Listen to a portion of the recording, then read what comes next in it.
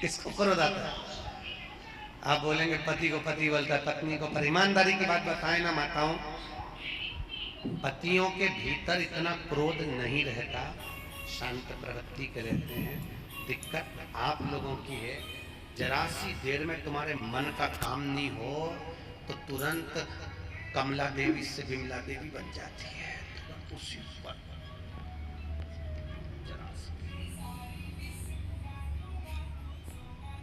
एक पति और पत्नी का झगड़ा हुआ, और पति पत्नी का झगड़ा हुआ और पत्नी ने चिल्लाकर जवाब में दे दिया, तुम तो जानवर हो। अब लड़ाई होती कि नहीं होती इतनी बड़ी बात पर? तुम तो जानवर हो। पति मुस्कुराकर बोला, तू बिल्कुल सही बोली है, तू मेरी जान में तेरा वर। गलत कहा, इतना बोलना था तो पत्नी कह रही है, मैं तुम्हारे लिए चाय बना के ला दूं। लड़ाई समाप्त, क्रोध गया।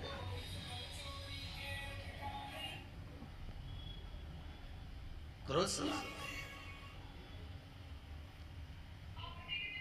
आज हम उनके यहाँ गए थे, क्या नाम उनका, नाना भाई के यहाँ, पानी वालों के यहाँ, तो उनके यहाँ वो वकील साहब मिले थे। तो वकील साहब बोले, गुरुजी उनकी धर्म पत्नी आई प्रणाम करने के लिए। तो वकील साहब बोले, ये मेरी धर्म पत्नी है। हमने कहा कथा का असर हो गया। तो हमने कहा धर्म पत्नी क्यों? कि गुरुजी पहले दिन कथा से बोल रही थी, कथा में चलो, कथा में चलो, और मुझे दूसरे दिन से कथा में लेकर आई है, और आप कहते हो जो अपने पति को कथा में लेकर आ जाए वो धर्म पत्नी कहलाती है। हमने कहा बिल्कुल सत्य है, गलत नहीं है, बिल्कुल सत्य। धर्म के पथ पर चलना सिखाइए महाराज, धर्म के, धर्म के। आज यह शास्त्र कह रहा है, हिरण्यकशिपु ने जो वर मांगा, घर आकर देखा तो धर्म पत्नी नहीं है, धर्म पत्नी को लिया तो नारद जी के यहाँ गर्भ का जो ज्ञान मिला था, उस ज्ञान की प्रबलता में धर्म पत्नी प्रखर थी महाराज। पत्नी के गर्भ से जो बच्चा हुआ, होते से उसने भगवान के नाम का हिलात करा, उसका नाम प्रहलाद हुआ है महाराज। खोलते तेल में डाल दिया,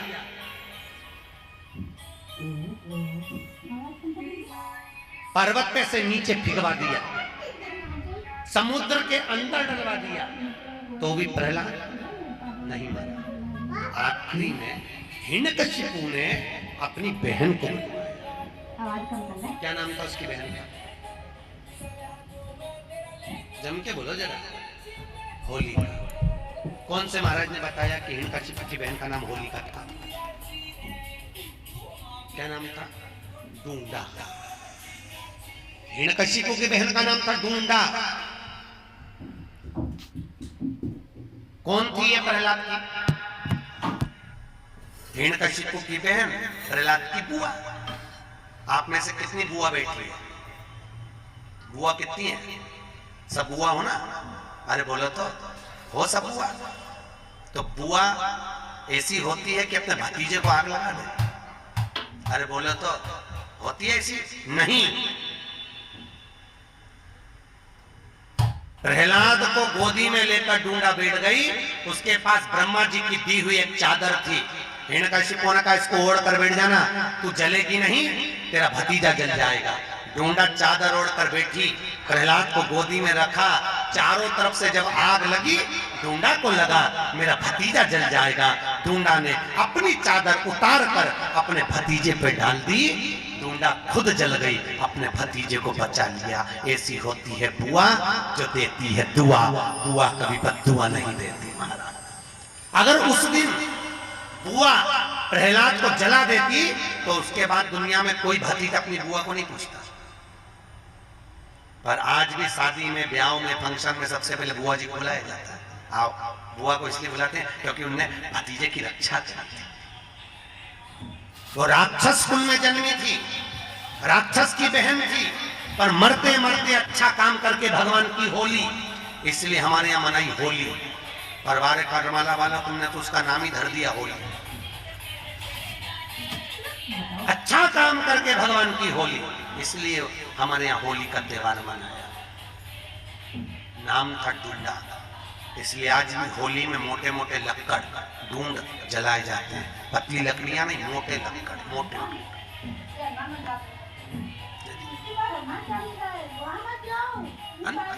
प्रहलाद से पूछा ये ज्ञान इसको आया कहां से? गुरु जी से पूछा इसको ज्ञान कहां से है? तो ये गर्भ का ज्ञान, गर्भ का ज्ञान कोई साधारण है क्या? गर्भित ज्ञान, प्रथम ज्ञान होता है गर्भ का ज्ञान। माता कहती हैं गर्भवती नारी को भजन करना चाहिए। कथा सुना, हम एक बार पंढरपुर में कथा करने आए थे, लगभग 17-18 साल पहले की बात होगी। कथा करने के लिए आए थे, माहेश्वरी भवन में कथा थी। अभी उस दिन हम लोग गए थे तो हम माहेश्वरी भवन में ठहरे थे। माहेश्वरी भवन में कथा थी, माहेश्वरी समाज ने कराई थी, सोमानी संगमनेर के उन्होंने कराई थी।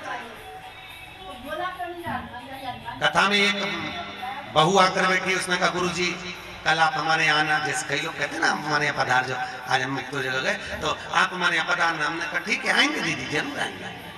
हम गए उनके यहाँ गए, उसने सेब कतर के रखे थे, काट के रखे थे।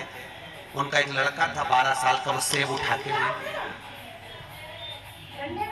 उसने ड्राई फ्रूट्स ला कर रखे, काजू बादाम पिस्ता, वो पूरी प्लेट लेके बंद किया। थोड़ी देर बाद उसकी माँ ने चांदी के गिलास में दूध भरकर रखा, वो गरम की गरम दूध ले जाकर गटर गटर पी गया। हमारे सामने आता वो उठा के भाग जाता। हमने पूछा दीदी बोली गुरुजी आपका अपमान हो गया, मेरे लड़के ने सब खा गया, तुम्हारा अपमान हो गया। मैं तुम्हारे लिला रही थी, उठा उठा के। हमने कहा जान दे अपमान तो चूल्हा में, पहले ये बता कि ये हुआ कैसे, ये बता ये कैसे, वो तो जान दे अपमान हुआ। गुरुजी जैसे आप कथा करने आए ना, ऐसे ही जब ये मेरे गर्भ में था तब यहाँ राम कथा चल रही थी। मैंने पंडित जी से पूछा था गुरुजी से, गुरुजी मेरे गर्भ में बच्चा है तो मैं कौन सी कथा पढ़ूं जिससे मेरा बच्चा अच्छा हो? राम कथा वाले महाराज ने कहा था सुंदर कांड पढ़। गुरुजी जब ये गर्भ में था इतने सुंदर कांड के पाठ करे, इतने पाठ करे, ऐसी औलाद पैदा हुई। सकनी नहीं बैठे, ये पाठ का बड़ा असर है। आज के जमाने में जो औलाद होती है ना, ये टीवी देख देख के पैदा होती है। क्योंकि डॉक्टर बोल देते बेड रेस्ट, डॉक्टर बोलते बेड रेस्ट, पलंग पे पड़ी रहो, दिन भर टीवी देखती रहो। 24 घंटा टीवी देखे, गर्भ में जो बच्चा था वो टीवी देखता रहा। माँ के दृष्टि से बच्चे ने टीवी देखी। अब बच्चा जन्म लिया तो दिन भर, क्योंकि वो टीवी में नाटक देकर, नाटक में ऐसा कोई नाटक ही नहीं जिसमें कहीं का हंसता दिखे। पूरे नाटक में देख लो कहीं ना कहीं 24 घंटे रोती ही मिले। नाटकों में, सीरियलों में रोए, वो नाटक देख के औलाद पैदा हुई। अब घर की बूढ़ी बूढ़ी माताएं कह देती है, कहने में चुपती थोड़ी ना माताएं, तुरंत बोलती है भैया हमारी भी 5-5 औलाद थी, हमारी भी 4-4 औलाद थी, खिला दो पटक दो, खेलती रहे। और हमारी बहू ने ऐसी औलाद पैदा करी, एक करी वो भी ऐसी करी, दिन भर पे करे, दिन भर रोए।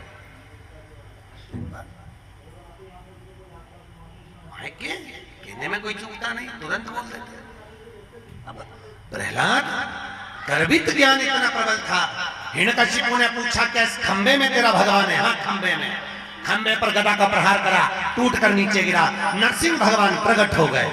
नरसिंह भगवान प्रकट हुए और पहुंचकर हिरण्यकशिपु को पकड़कर ले जाकर देहली पर बैठकर न अंदर मारे न बाहर, देहली पर मारा, न नीचे न ऊपर, जंघा पर मारा, न अस्त्र से न शस्त्र से, नख से फाड़ा, न दिन में न रात में, शाम के समय मारा, न नर से न पशु से, नरसिंह बनकर मारा, और न 12 महीने में मरे, इसलिए एक अधिक कर अधिक मास में मारा। कौन से महीने में? अधिक मास में। उधर को फाड़ दिया, हाथों को निकाल कर धारण कर लिया। नरसिंह भगवान की ये यहाँ तक की कथा तो भागवत में भी लिखी है, सुनी कि नहीं सुनी? अरे बोलो तो सुनी है ना। अब जो कथा वेद व्यास जी ने शिव महापुराण में लिखी वो आ रही है, सुनो ध्यान। नरसिंह भगवान का क्रोध बढ़ता गया, बढ़ता गया, बढ़ता गया, इतना क्रोध, इतना क्रोध, इतना क्रोध, क्रोध बढ़ता गया, इतना क्रोध बढ़ा। ये नरसिंह भगवान इंद्रलोक में गए तो इंद्र का सिंहासन तोड़ दिया, ब्रह्मदेव क्या गए तो पुष्प तोड़ दिया, जहां जाते नरसिंह भगवान कुछ तोड़ फोड़ करके आते। लक्ष्मी जी भगवान शंकर के पास आई, लक्ष्मी जी ने विनती करी, नाथ मेरे पति को क्रोध आ रहा है, इनके क्रोध को शांत करिए, बहुत क्रोध है, शांत करो, थोड़ा क्रोध शांत करिए। शंकर भगवान मौन आनंद में विराजमान थे, स्मरण में डूबे हुए थे, भजन चित्त आनंद में कर रहे थे। आपको पहले भी कथा में कहा, राम शंकर का भजन करते हैं और शंकर राम, हरि विठ्ठल शंकर का भजन करते हैं, शंकर पांडुरंगा का भजन भजन डूबे।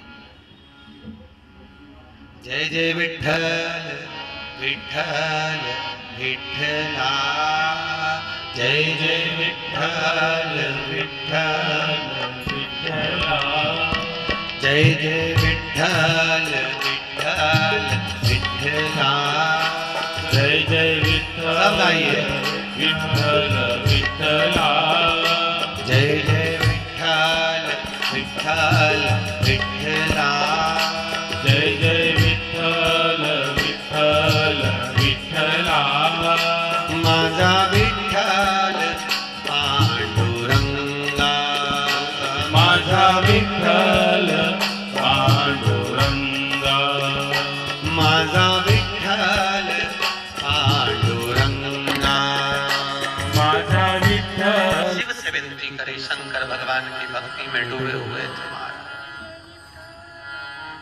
लक्ष्मी जी ने विनती करी, नाथ कृपा करो, थोड़ी सी दया करिए। भगवान ने पूछा, क्या? मेरे पति को क्रोध आ रहा है, उनका क्रोध शांत कर दीजिए। शंकर भगवान ने सारे देवताओं को बुलाकर कहा, नरसिंह अवतार कोई साधारण सा अवतार नहीं है जिसका क्रोध शांत कर दिया। तो फिर क्या करेगा? शंकर भगवान बोले, मैं शरम्भ पक्षी का रूप धारण करूंगा। कौन सा पक्षी? शरम्भ, गिद्ध जैसा पक्षी होता है जिसका नाम है शरम्भ। शरम्भ पक्षी, गरुड़ जैसा पक्षी। तीर्थ गए हो? अरे बोलो तो, पक्षी तीर्थ गए हो कभी? कोई गया? नहीं गए? कभी मौका लगे तो जरूर जाना। चेन्नई से 82 किलोमीटर की दूरी पर है पक्षी तीर्थ, जहां पर सुबह ब्रह्म मुहूर्त में 56 तरह का भोजन लगाया जाता है। और गरुड़ जी महाराज आज भी उस भोजन को करने के लिए आते हैं। लाखों जनता प्रतिदिन गरुड़ जी का दर्शन करने के लिए पक्षी तीर्थ जाती है।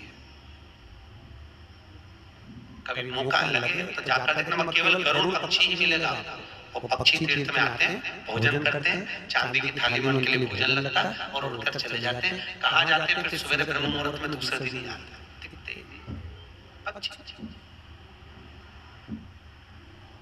शरम्भ पक्षी का रूप भगवान, और शरम्भ पक्षी का रूप भगवान शंकर करें, ऐसे नहीं लग सकता। सारे देवता मिलकर मेरे को सपोर्ट करो, मेरे पक्ष में, और मैं शरम्भ पक्षी का रूप रखूंगा, उड़ते हुए जाऊंगा, नरसिंह भगवान को पंजे से उठाऊंगा और ले जाकर अलकनंदा नदी में फेंकूंगा। नरसिंह भगवान को भगवान शंकर ने उठाया, शरम्भ पक्षी का रूप धारण कर कर शिव जी का एक नाम बनने जा रहा है, शरम्भेश्वर महादेव। कौन से महादेव हैं? शरम्भेश्वर। शरम्भ पक्षी का रूप रखकर नरसिंह भगवान को उठाकर ले जाकर अलकनंदा नदी में, बद्री का नाथ में, बद्री विशाल के पास जो अलकनंदा बहती है उसमें ले जाकर डाला। डालते से शंकर भगवान के डालने से भगवान नरसिंह का क्रोध समाप्त हो गया। नरसिंह भगवान वहां पर, सभी लोग कथा में पहुंच जाते हैं, जम के तो बोलो जरा, नहीं पहुंचते। शहर में कितने सारे। श्री शिवाय नमस्तुभ्यम। राधे राधे मित्रों, तो आज आपने कथा में सुना कि गुरु जी ने कैसे बताया कि गर्भ का जो ज्ञान होता है वो साधारण ज्ञान नहीं होता। जब गर्भ में बच्चा हो तो स्त्री को क्या करना चाहिए? स्त्री को हरि भक्ति करनी चाहिए, विष्णु की भक्ति करनी चाहिए, शिव की भक्ति करनी चाहिए, जिससे बच्चा भी उसी के जैसा होगा और जैसे प्रहलाद जी जन्मे वैसे सब जन्म। श्री शिवाय नमस्तुभ्यम।